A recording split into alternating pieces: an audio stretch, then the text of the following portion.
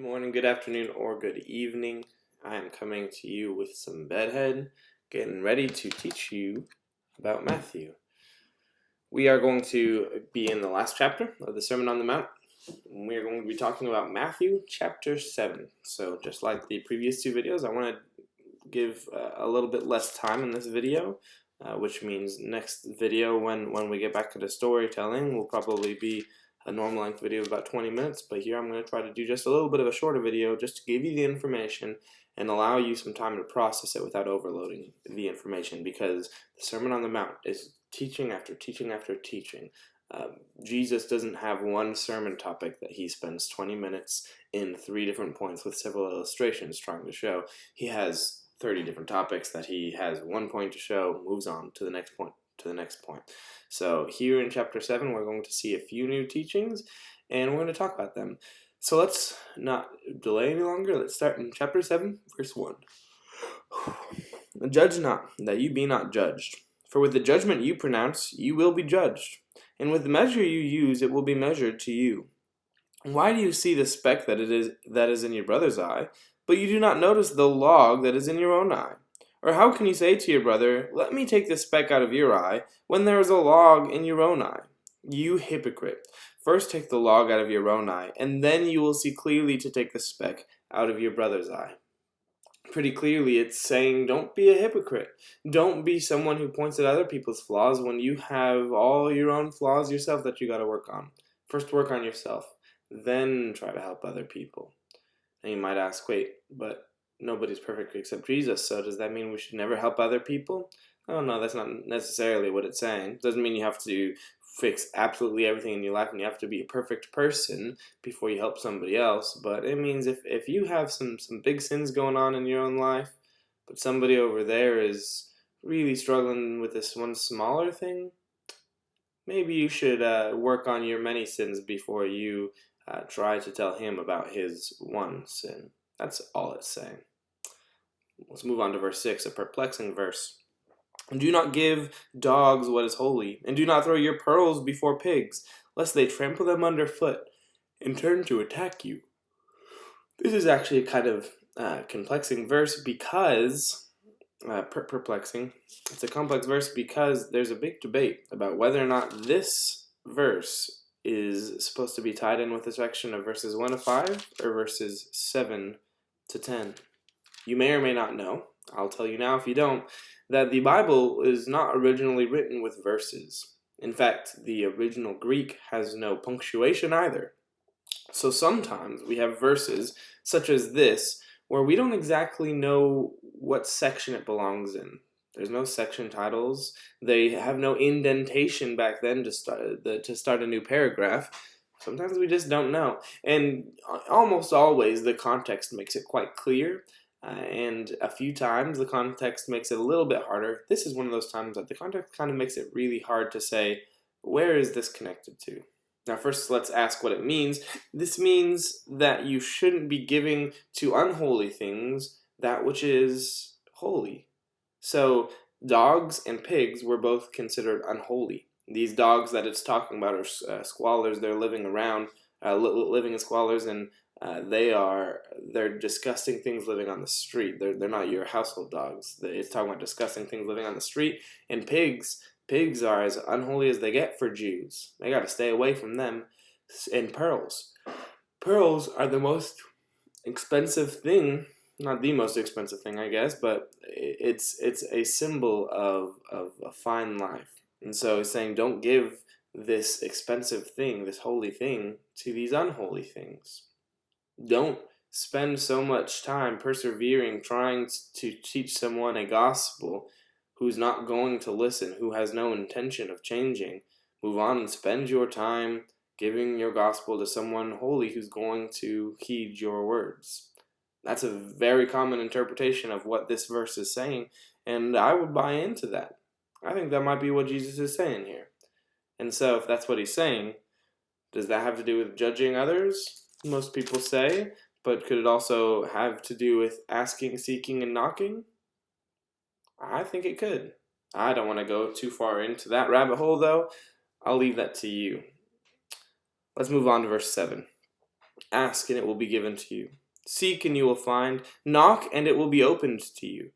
For everyone who asks receives, and the one who seeks finds, and to the one who knocks it will be opened. Or which one of you, if his son asks him for bread, will give him a stone? Or if he asks for a fish, will give him a serpent? If you then, who are evil, know how to give good gifts to your children, how much more will your Father who is in heaven give good gifts to those who ask him? This is saying, look, God is your Father. Ask him for what you need, and he'll help you. He's saying, you guys, you humans are evil, but you guys still give good gifts to your children. If you guys do that, how much more will the Heavenly Father do that? So when you need something, ask him. Very simple section about prayer. And it doesn't just say ask. Ask kind of makes you think of like a one-time thing. To seek something seems like a little bit harder than to look something. You're seeking, you're really putting an effort. And knocking, that just shows perseverance. Man, you're just there knocking and knocking and knocking, saying more than just ask. Be persistent with it. So don't pray once and then question 3 months from then why God didn't fulfill it. Pray 30 times. Pray every day for 3 months. Pray 5 times a day for 3 months. And then after 3 months, if he doesn't fulfill it, maybe trust God. Trust God that he has a reason. All right, let's move on. Verse 12. So whatever you wish that others would do to you, do also to them. For this is the law and the prophets. Enter by the narrow gate, for the gate is wide and the way is easy, that leads to destruction, and those who enter it by it are many. For the gate is narrow and the way is hard that leads to life, and those who find it are few. So this first teaching, the golden rule, you've probably heard many times. Do unto others as you'd have done to you. It makes sense. Do you want somebody to punch you? No. Don't punch someone else. Do you want someone to gossip about you? No, you don't. So don't gossip about other people. A lot of times when we find ourselves in situations where we're doing something and we're reminded of the golden rule, we always think, I would be fine if somebody was doing this to me. And we try to convince ourselves, when in reality, no, we wouldn't be fine with that. No, we wouldn't want somebody doing this to us. Very simply, don't do something that you really wouldn't want done to you. If you can stick to that, you can follow a lot of God's laws just by that simple principle. Then he continues on to say, though, that there are 2 different roads. One is very, very wide. One is a 12-lane freeway. The other one is only 1 lane. It's small, and it's going to be windy, bendy, curvy. One of them leads to heaven. One of them leads to hell. It says not very many people are going to find it to heaven. This is actually a fairly scary verse. How many people do you think are not very many? So if there are 7 billion people in the world right now, I'm not counting the people who are going to die today and be born today, just the 7 billion people who are alive right now, as I'm speaking. And I know it changes every second, but follow along. How many of those people will go to heaven versus hell? How many is a narrow road that few find? 1 billion people? 1 million people? If you say 1 million people, that's already 1 in 7,000 people. Okay, so 1 million people in the world, 1 in 7,000. How many people are there in Williamson County? Maybe 100,000. So does that mean 14 people in Williamson County are going to go to heaven? We can't really do math with this. I'm a math person. I like math. I like numbers. They make things make sense to me. We can't really do math because he doesn't give us a number. But we can say that, look, not very many people. Excuse me. Not very many people are going to go to heaven. We need to be all the more sure that we are in that number that's walking the narrow road, because, trust me, we don't want to go to hell. That's not where we want to be. We want to be as far away from that as humanly possible. So we need to be extra sure that we're walking that narrow road. We need to be extra sure that we're studying the Bible, putting the time in, and not thinking, that's not something I want to spend my time on. That's not something fun. I don't want to go to that. I don't want to study that. I don't want to spend my time with that. Because you get caught up in that, you might find yourself on the wide road going somewhere else very quickly. The narrow road is hard. The narrow road takes focus. It takes effort. It takes your time. It may not always be fun. But that's what we're called to. It's narrow. It's going to take some work. Verse 15. Beware of false prophets who come to you in sheep's clothing, but inwardly are ravenous wolves. You will recognize them by their fruits. Are grapes gathered from thorn bushes, or figs from thistles? So every tree that bears good fruit, so every healthy tree bears good fruit, but the diseased tree bears bad fruit. A healthy tree cannot bear bad fruit, nor can a diseased tree bear good fruit. Every tree that does not bear good fruit is cut down and thrown into the fire. Thus you will recognize them by their fruits. This is saying some people look like a good person. Some people might look like a bad person. You can know who a person is based on their fruits, based on what they produce, based on how they act. Eventually, a bad person will act bad, even if they are acting good for a short time. Those fruits will become evident. It says that's how you can tell who's actually following God versus who's trying to trick you, versus who's really not on that path. Verse 21.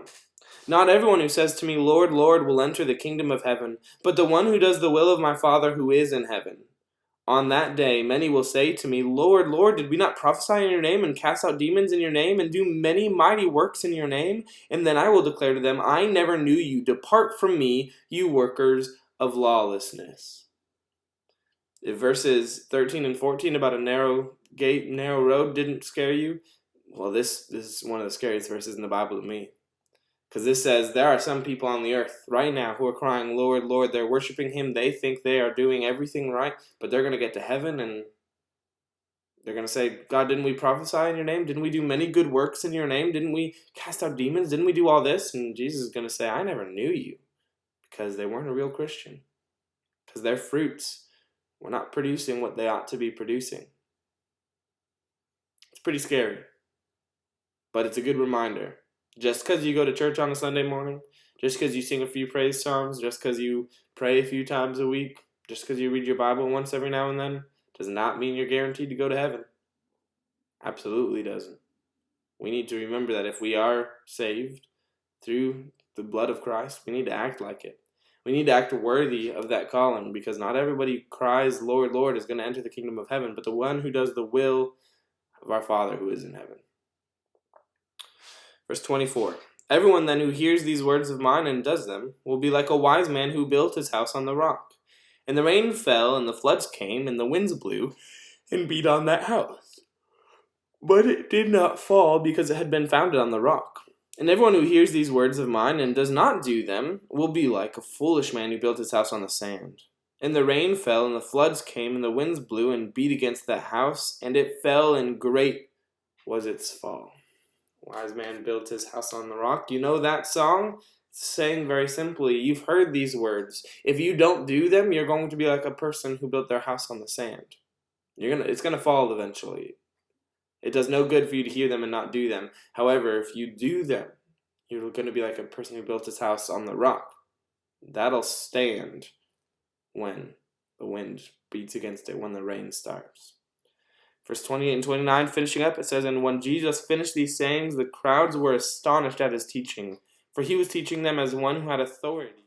Make it a great week.